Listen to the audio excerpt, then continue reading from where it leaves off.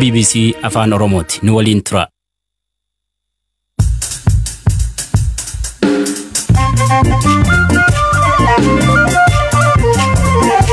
Yooyaa ammallee yooyaa dhaggeeffattoota BBC Afaan Oromoo sagantaan keenya Nairobi keenya irra dhufu am jalqaba. Oduu galgal kan harkeessanii qabnu keessa qaamii abbaa Oshanee jedhamu nyaap Booranaati jedha abbaan gadaa. Amma isaanu gargalanii namni warri aduu uummatum ta'ee booranum ta'ee uummata irraatti diini taate fonni labsi dabarsinee illee ni taana. Barsiisa Yuunivarsiitii Finfinnee Dr. Hussein Kaadir ees jira. Yeroo takka lama sadii miti yeroo baay'eedhaaf deemnee argachuu hin dandeenye bakka inni itti hidhame mana hidhaatii miti bakka inni jiru hin beeknudha deebiin ijoollee balbala eegani. Baqattooti Eertiraa kan Itoophiyaa keessa jiran nyaata hin qabanii jedhan. Abbaan boor caalii shonoo eenyu sagantaa keessatti san beessimne. Oduu biraalee qabadhee jira an asli galgalooti nu waliin tura.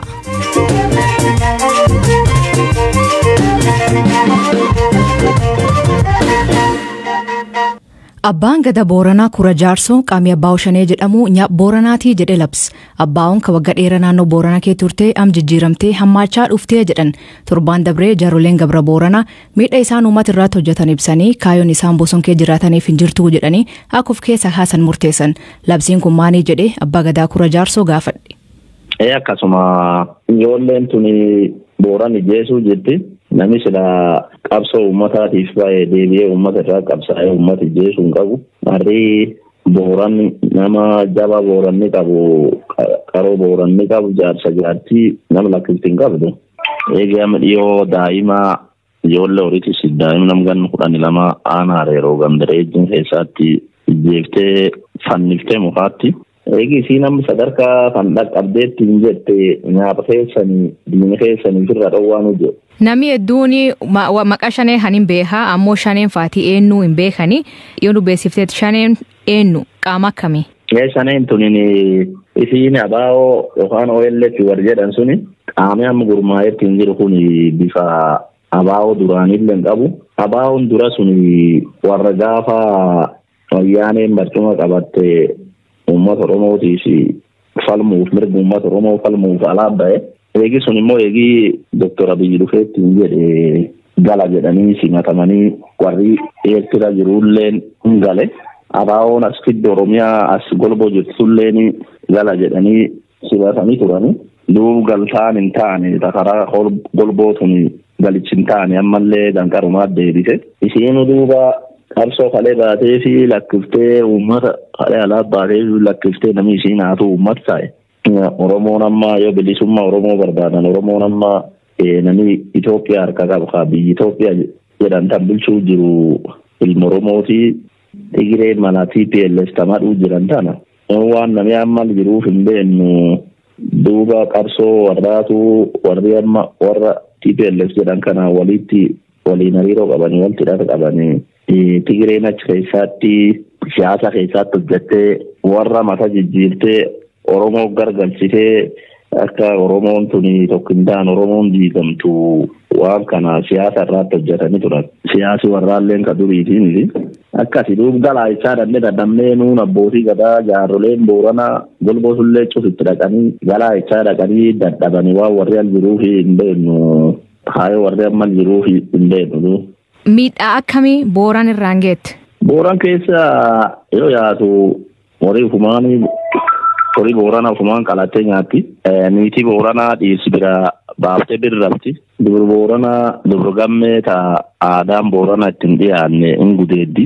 Deebite isiinu amma agwa uummata haatuutti agnan baateen ijjeeftu nama alaatti agartu. Cuuf lubbuun maartu waan qawwee irra fudhattee ijjeeftu. Badii akkana kan cufaa hojjata turte duuba waan akkana kana uummata irraan geetta nam jibbisiisa.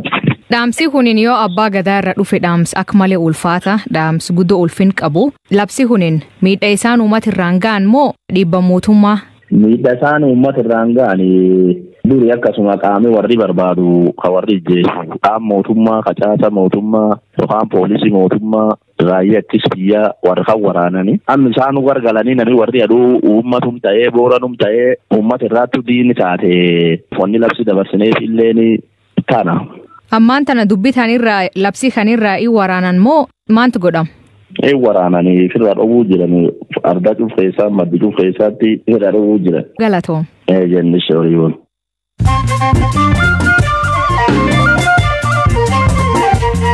Afyaa'ii man maree federeeshinii ka turte hooggantuun olaantuun TPLF Keeriyaa Ibraahim harka kennachuu mootummaa federaalaa him. Keeriyaan asiin dura hojii dhiiftee Tigraay galti. Bulchaa naannoo Tigraay taa'uun ministeerri muummee Abiy Ahmed kan muudame Dr. Muluu Nagaa har Tigraay deemee jettee tajaajilii oduu Itoophiyaa magaal Shireef kantiibaa haaraa akka muudellee him. Waraanii TPLF deebi'ee loluuf magaal Maqaaliyaalaatti walii qabamuu jira jedhee hoogganaan TPLF Dabratsiyoon Gabra Mikaa'el Rooyitaasiitiin guyyaa lamka dabre ministeerri muummee Abiy Ahmed waraanii Tigraay keessa deemuu jirdhumee jedhee labse. Garuu hoogganooti TPLF waraanii kun dhumuuf fagoo jira jedhee akka waraanaan itti fuuf kakate. Gaazexeessaa Uudi Muusaa ka OMN damee dirree dhaawaa hojjechaa ture eegii qabamee guyyoota 27 booda mana murtii dhiyaate. Dhaddachararraatti abbaan alangaa gaazexeessaan kun jeequmsa keessatti hirmaana qabaa jedhee himachuun qorannoo isaa abbaan alangaa waliigala federaalaa harka qabaa jedhe. Abukaatoon isaa obbo Toofiq Nadil mirga waabii gaafatanillee manni murtii abbaa alangaa federaalaa yaada kirraa kennu 324 beellame. Baqatoonni Eertiraa ka Itoophiyaa keessa jiraatan nyaatiin qabanii jedha dhaabbati gargaarsa baqattoota UNHCR. Dhaabbati kun ariitiin akka naannoo Tigraay dhaabbatanii baqattoota kan gargaarsa kennaniif mootummaa gaafatan. Eegee waraanii jalqabee gargaarsa tokkollee hin arganne jedhan.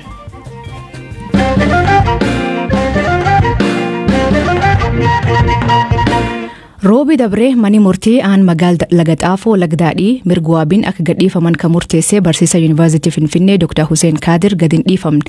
Eessa akka jiranillee hin beeknu jedhu maatiin.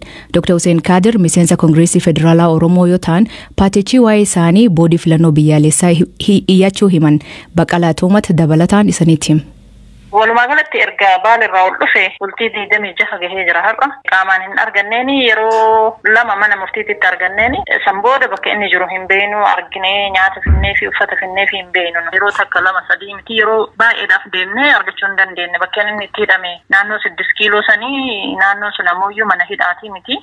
Onnama hin seensanii nama balbalarratti iyyuu nama dhiisan deemaas mana hidhaatii miti bakka inni jiru hin beeknu deebiin ijoollee balbalarra eeganii. Kadhageessan haadha warraa Dr. Hussein Kadir aadde Hindiyaa Dr. Hussein erga hidhamanii baatii 5 ol ta'eera. Jalqaba Finfinnee kan qabaman yoo ta'u Baalee geeffamuun Agaarfaatti hidhaa turan. Mana murtii aanaa Agaarfaatti dhiyaatanii poolisiin beellama yeroo qorannoo irratti gaafatullee abbaan alangaa federaalaa ragaan mana murtiitti isaan himachiisu hin jiru jechuun galmee cufsiise.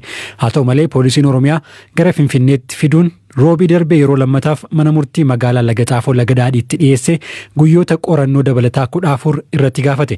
Manni murtii garuu mirga wabii eegee fi wabii qarshii 10,000 akka gadi dhiifaman ajaje. Ajaja mana murtii qabatanii gara Komishinii Poolisii Oromiyaa deemanis nama isaan keessummeessu dhabuu himu. Haati warraa isaanii aadde Hindiyaan. Komishinii Oromiyaa Poolisii deemneeti achiin yeroo itti finnee waraqaa laalanii isaan nuti taphataa jiran achi deemaa as deemaa nun jedhaa turaniiti boodarra komishin Girmaa jedhama isa bira jira galme isa tulaalee isa bira jira jedhee booda isa bira seennee dubbisuu hin dandeenye nu seensisuu hin barbaanne jarri dhimma hidhamtootaatii miti kaan ilaaluu deemaa jedhanii dafnuun jedha guyyaa lamachi deddeebi'aa turreessi. Ajaja mana murtii garuu nurkaa fuudhaniiru jedhu. Dr. Hussein poolisii Oromiyaa kan 6 kiiloo jiru akka jiranii fi maatiif abokaatoon dubbisuu akka danda'an poolisiin dhaddacha irratti himullee bakka jedhamu qaamaan gaafa dhaqan akka ari'aman abokaatoon isaanii obbo Kadir Bulloo BBC'tti himaniiru. Bakki amma hidhame jedhamee nutti himan yoo dadhu eenyu isinitti hime namni as hidhamu hin jiru jedhee kan poolisii dhaddacha irratti amanan jedhee alas taaree jechaadha kana hagammaa akka gadi dhiifamneedha amma hagammaa qabeentu kana kan jiru.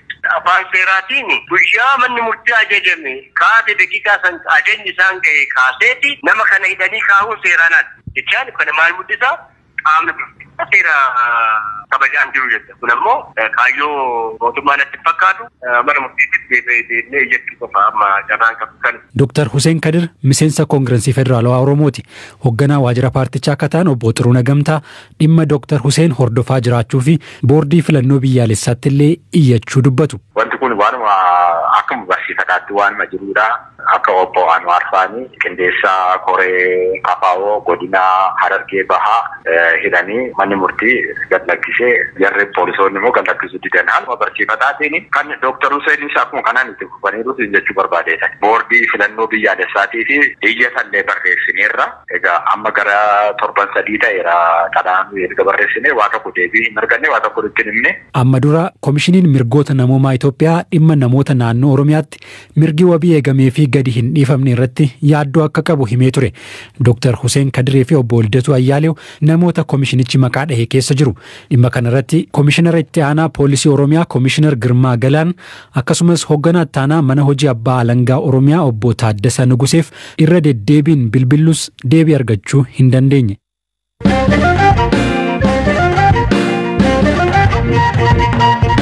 Moggaasii maqaa godin Iluu Abbaaboor nam gadaa afuriif abbaa gadaa ta'uun saglan illuu bulchan Abbaaboor yookiin Caalii Shoonoo irraa moggaasa argatan. Sanbata dabree nam kanaaf siidan birrii 3,200,000 wiirtuu bulchiinsa isaanii ka turte magaalaa Yaayyootti ijaaramee eebbifamu. Uffinaami kun eenyu seenaa Abbaaboor Caalii Shoonoo qorachuu kan himan ogeessi kominikeeshinii obbo Lallisa Baafiqaa irra dhageen.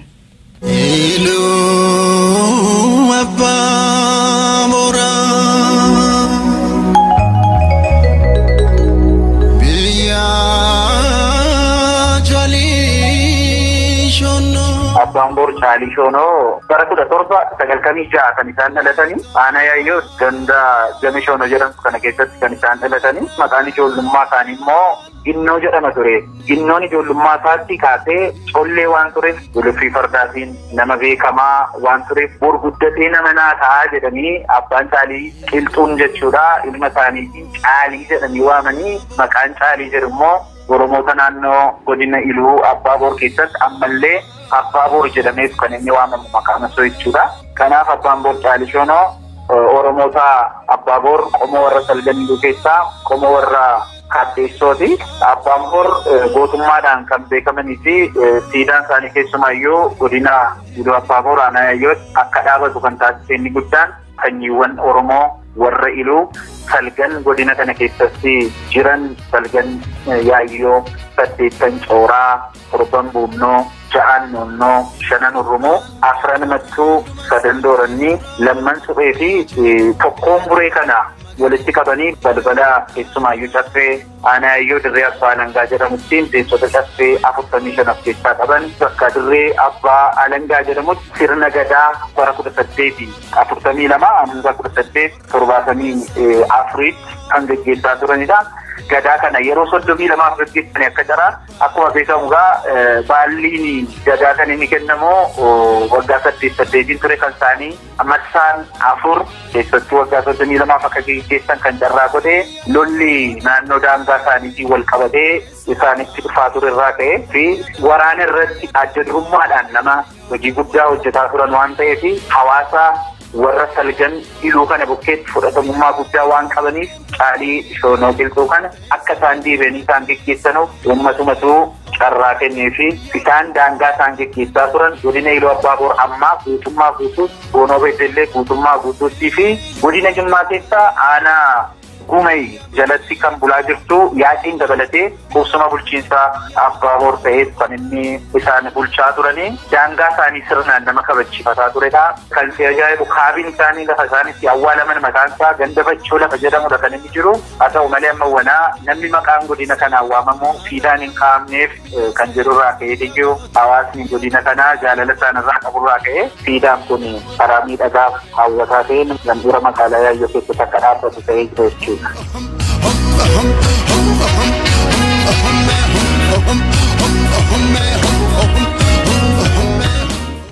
Oduu gaggabaabduu tokko yoosanii darree pireezidantiin Keenyaa Uhuru Keenyaataan ministeerri fayyaa Keenyaa akka tallaal COVID-19 Chaayinaa argatan ajaja akka jedhaniitti biyyooti lixaa tallaal biyyoota dureessaaf duraatti gurgurtee biyyoota kaan alaattiiti. Ammaatti nam 80,000 COVID qab Keenyaa keessatti namni 1,400 garuu dhukkubichaan lubbuu dhabe. Dhaggeeffattoota keenya sagantaan keenya galgala kanaa aganumaa nu waliin turuu keessaniif hedduu galatooma. Oduu dabalataa weebsaayit keenya BBC News Afaan Oromoo irra dubbisaa qopheessan sagantaa kanaa Baqalaa Toomaa ture keessaniif dhiyeessan Asli Galgaloo Agborii isaatti akkana nagaa waaqa kee bulaa oraa bulaa deebanaa hangafamaan dhan bulaa.